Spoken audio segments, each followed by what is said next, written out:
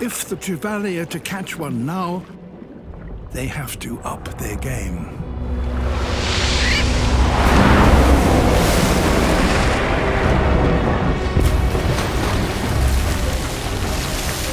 So there is a fish here that, amazingly, has a brain capable of calculating the airspeed, altitude, and trajectory of a bird.